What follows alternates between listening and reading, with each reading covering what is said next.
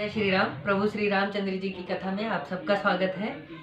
अब कथा वहाँ पर है जहाँ शिव जी विवाह करने के लिए चले हैं और वहाँ पर प्रभु विष्णु ने भगवान शंकर जी से हंसी करी। क्या कि सब अलग अलग होकर के चलो, सब अपने अपने गणों के साथ चलो, दूसरों के घर जाकर के विवाह में हंसी कराओगे। तब सब शंकर भगवान ने बुलाया तो उनके गण कैसे हैं। को मुखहीन विपुल मुख काहू, बिनु पद कर को बहुपद बाहू, विपुल नयन को नयन विहीना, रिष्ट पुष्ट को अत तनखीना। कोई बिना मुख का था, किसी के बहुत सारे मुख थे, कोई बिना हाथ पैर के, कोई बहुत से हाथ पैर वाला, कोई बहुत सी आंखों वाला, कोई बिना आंखों का, कोई दृढ़ और पुष्ट देह का था, कोई दुबला पतला था।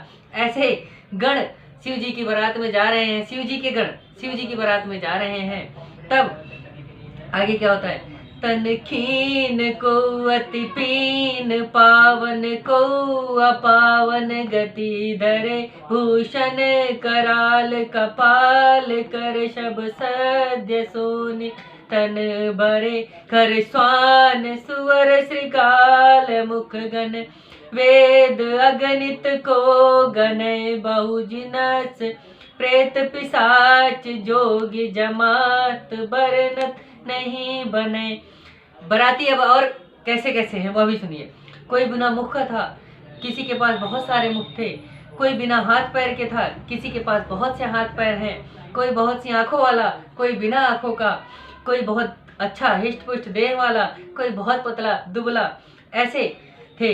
कोई दुबला, कोई मोटा, कोई पवित्र, कोई अपवित्र वेश धारण किए हुए हैं। ये सारे शिव जी के गण हैं।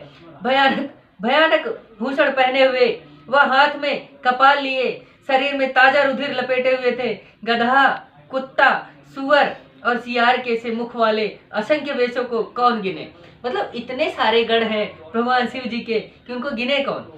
बहुत भांति के प्रेत पिशाच योगिनियों का समूह साथ में था और उनका वर्णन करते नहीं बनता। यानी इतने सारे गण थे भगवान शिव जी के कि उनका वर्णन नहीं किया जा सकता। बस यही समझ लीजिए कि किसी के बहुत सारे मुंह है, किसी के मुंह नहीं है, किसी के बहुत सारे हाथ पैर हैं तो किसी के पैर नहीं है, कोई जमीन पर लौट करके चल रहा है, कोई हवा में उड़ते हुए चल रहा है, कोई चल भी नहीं पा रहा है फिर भी शादी में पहुंच गया है। ऐसे लोग भी वहां पर आए थे भगवान शिव जी की शादी में।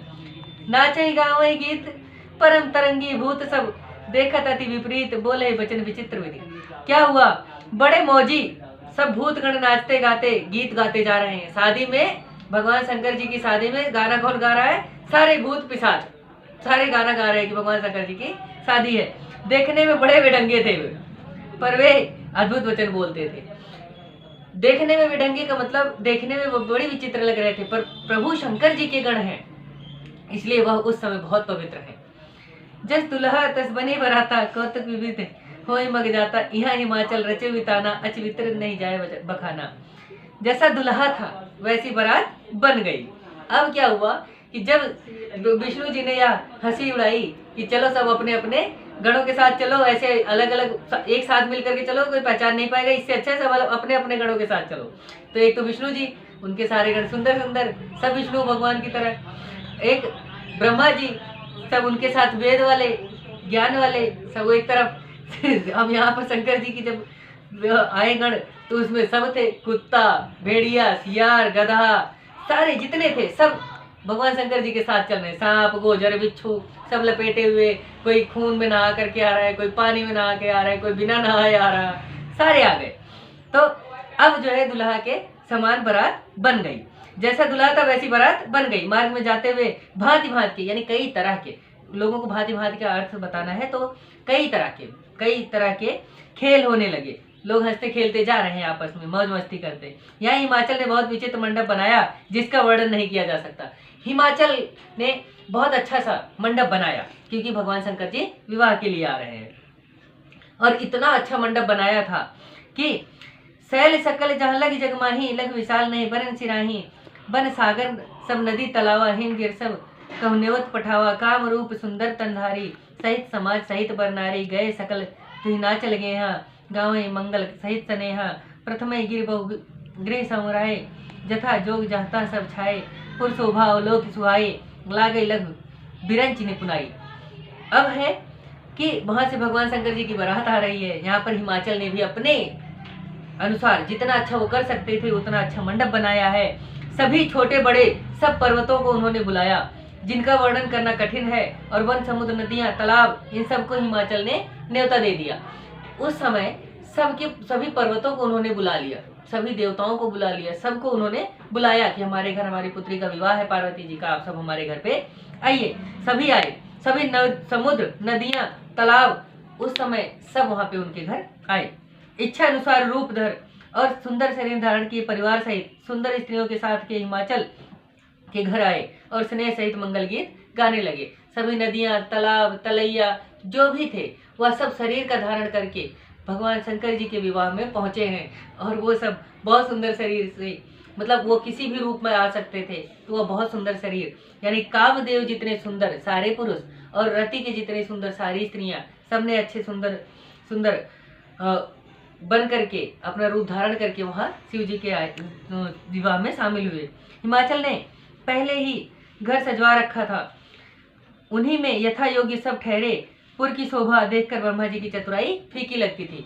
यानी जितना अच्छा ब्रह्मा जी बना सकते थे, जितनी अच्छी उन्होंने लिखा है, जो विधि ने लिखा है, जो ब्रह्मा जी ने लिखा है, जितना अच्छा वो लिख सकते थे उससे भी अच्छा हिमाचल ने अपना घर बना लिया है। ऐसा कहने का ये मतलब यह है कि जितना अच्छा सर्वोपरि जो हो सकता है उतना अच्छा मंडप उस समय हिमाचल ने अपने घर में बनाया है कि प्रभु शिव जी आ रहे हैं और विवाह करने के लिए आ रहे हैं। उनको भी ये पता है कि भूत प्रेत पिशाच को हाथ लेकर के आ रहे हैं।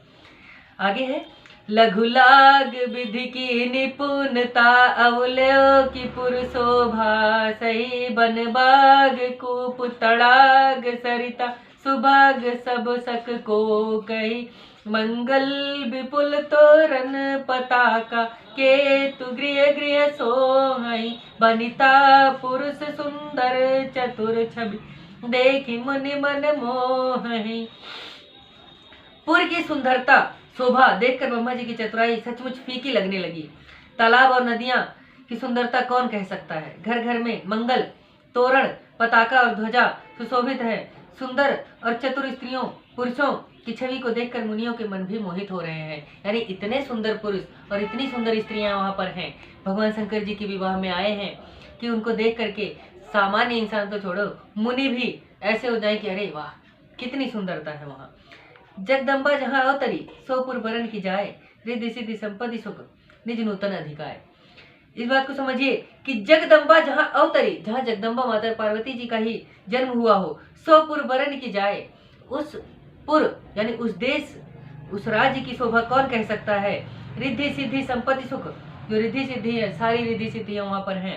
नित्य नूतन अधिकाय वहाँ पर रोज रोज हो रही हैं कि जगदम्बा ने ही जहाँ पर अवतार लिया है उस पुर का, उस देश का वर्णन नहीं किया। पुर का मतलब होता है देश, देश का वर्णन नहीं किया जा सकता। वहाँ नित्य रिद्धि सिद्धि सुख संपत्तियां बढ़ने लगी। जब से माता ने जन्म लिया है वहाँ पर रोज नए नए सुमंगल होने लगे और सब कुछ अच्छा होने लगा जहाँ पर माता ने जन्म लिया है। इसी के साथ प्रभु श्री रामचंद्र जी की कथा में हमारे साथ बने रहने के लिए आपका दिल से धन्यवाद। आगे की कथा में प्रभु शंकर जी का विवाह कैसे होता है, वहाँ पर सांप बिच्छू गोजर कैसे नाच गान करते हैं, इन सब की कथा आगे है। प्रभु श्री शिव जी की शंकर जी की विवाह की कथा में आप सबने हमारा साथ दिया, उसके लिए दिल से धन्यवाद। जय श्री राम।